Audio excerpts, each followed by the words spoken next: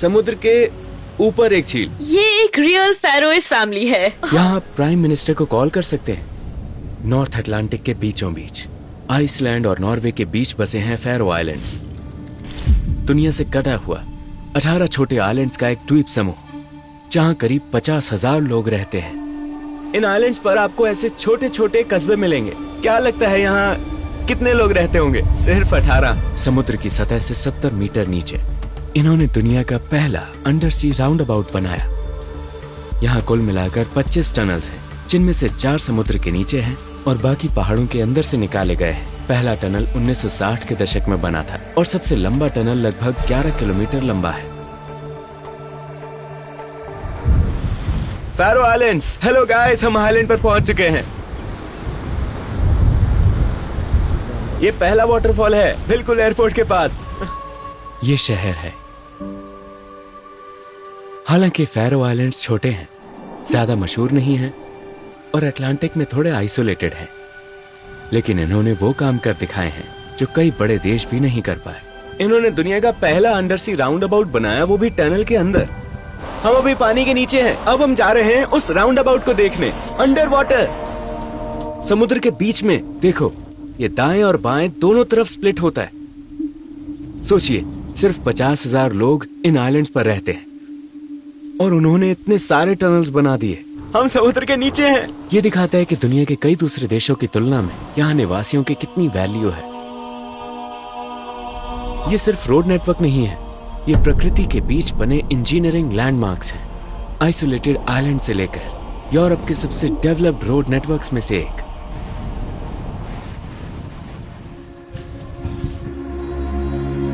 और अब हम पहुंच चुके हैं वाइकिंग टाउन में। कहते हैं दुनिया के सबसे पुराने वाइकिंग विलेजेस में से एक है। यहाँ की स्थानीय भाषा फेरोईज है, जो ओल्ड नॉर्स से आती है। आज भी इनकी परंपराएं और लाइफस्टाइल पुराने नॉर्थ की भावना को दिखाते हैं। यहाँ तक कि फैरो नाम का मतलब ही शीप आइलैंड्स है।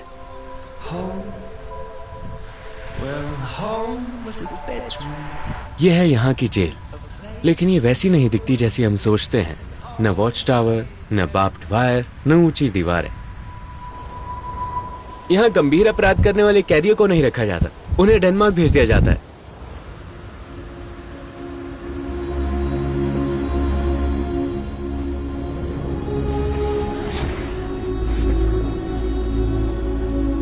ये फैरो आइलैंड्स की सबसे बड़ी झील है। इस जगह को देखो, समुद्र के ऊपर एक झील, वो देखो समुद्र। कितना अविश्वसनीय है। और अब हम देखेंगे कि यहाँ के लोग कैसे रहते हैं। फैरो आइलैंड्स में लोकल्स यहाँ ऐसे रहते हैं। ये मेरी जगह है।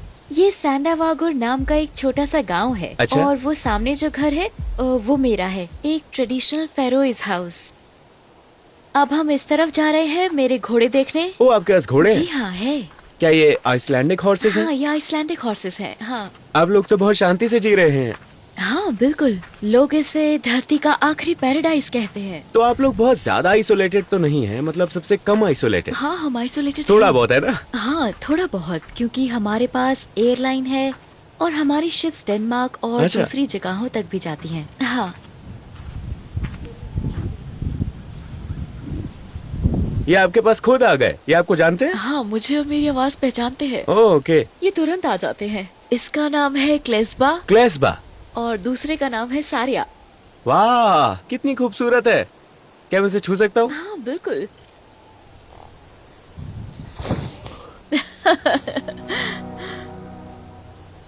वो वाली थोड़ी सेंसिटिव है और ये वाली बहुत। Oh, I love you, I love you.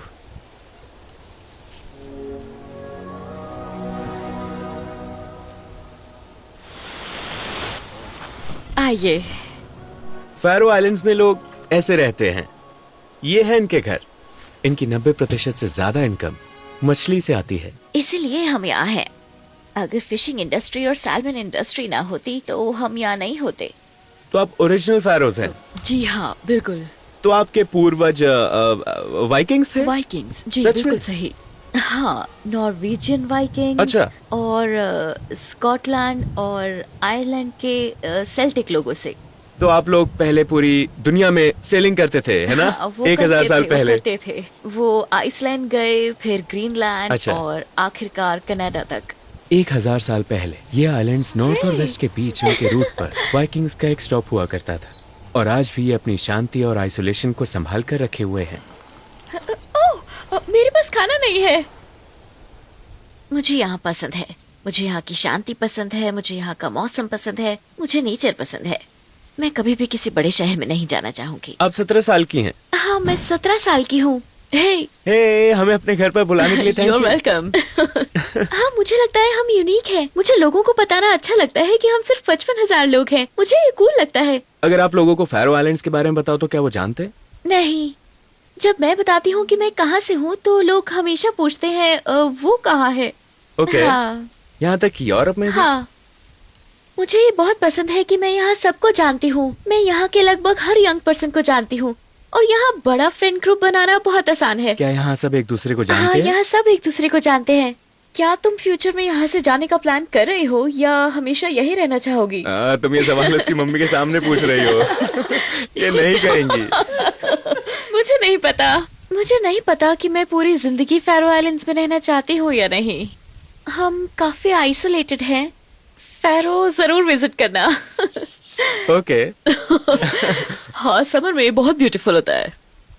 आओ आओ, पूरी फैमिली यहाँ है। ये एक रियल फैरोइज फैमिली है। हाँ। आप डैनिश नहीं हैं, सही? नहीं, डैनिश नहीं, मैं फैरोइज हूँ। हालांकि ये देश डेनमार्क का हिस्सा है ना? हाँ, देश डेनमार्क का हिस्सा है, लेकिन हम खुद को उससे जुड़ा हुआ महसूस नहीं करते। हम अपनी अलग पहचान रखते हैं। हमारा अपना फ्लैग है, अपनी भाषा है, और हमारा अपना नेशनल एंथम भी है। थोड़ा सा सुनाएंगी? मैं गाऊं?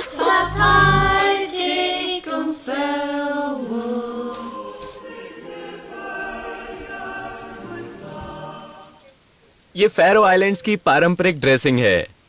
देखो इसे। असल में इनकी अपनी एक संस्कृति है जिस पर इन्हें गर्व है, और ये अपनी भाषा, संस्कृति और देश से बहुत प्यार करते हैं। भले ही ये डेनमार्क का हिस्सा हो, फिर भी ये अपने ट्रेडिशंस को संभाल कर रखते हैं। ये खास मौकों पर जैसे नेशनल डे और वेडिंग्स में इसे पहनते हैं। शानदार। हाँ, इसमें बहुत सारी लेयर्स होती हैं ताकि आप ड्रेस पहनकर भी गर्म रह सके। ओके। क्योंकि यहाँ हमेशा ठंड होती है। हाँ। आपको यहीं की कोई लड़की मिल जाएगी। हाँ, मैं यही शिफ्ट हो जाऊंगा। मैं हर दिन YouTube वीडियोस बनाऊंगा।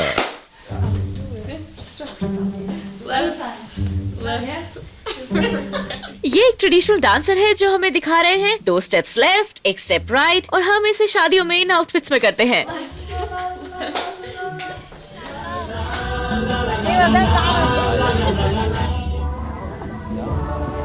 देखो यहाँ कितने सारे वाटरफॉल्स हैं। ओह माय गॉड, कितने ज्यादा वाटरफॉल्स हैं। यहाँ लोग बहुत हाई टैक्स देते हैं, लेकिन बदले में एजुकेशन फ्री है, हेल्थ केयर फ्री है, सड़कों पर एक भी गड्ढा नहीं है, और समंदर के नीचे विशाल टनल्स हैं। इन आइलैंड्स पर कोई भी जगह समंदर से 5 किलोमीटर से ज्यादा दूर नहीं है, तो आप जहां भी जाएं, आप हमेशा समंदर के करीब रहेंगे। यहाँ आप प्राइम मिनिस्टर को कॉल कर सकते हैं, उनका फोन नंबर डायरेक्टरी में है। पूरे फैरो आइलैंड्स में सिर्फ 5 ट्रैफिक लाइट्स हैं।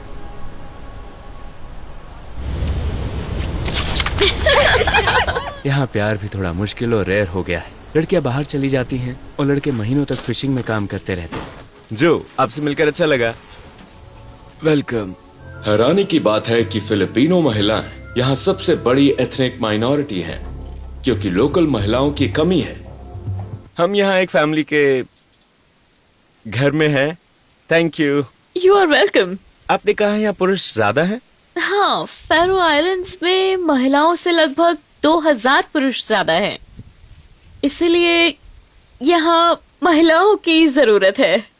इसलिए बहुत सी महिलाएं बाहर से आती हैं। हाँ। सैकड़ों एशियन महिलाएं इन सब आर्कटिक आइलैंड्स में आ रही हैं। ओके, तो यहाँ डिमांड हाई है महिलाओं की। प्यार की तलाश में। क्या आप बताना चाहेंगी कि आप दोनों कैसे मिले? हम पहली बार ऑनलाइन मिले थे। सच में? हाँ, फिर डेनमार्क में मिले और उसके बाद मैं यहाँ आ गई। All right. ओके। हमें बुलाने के लिए शुक्रिया।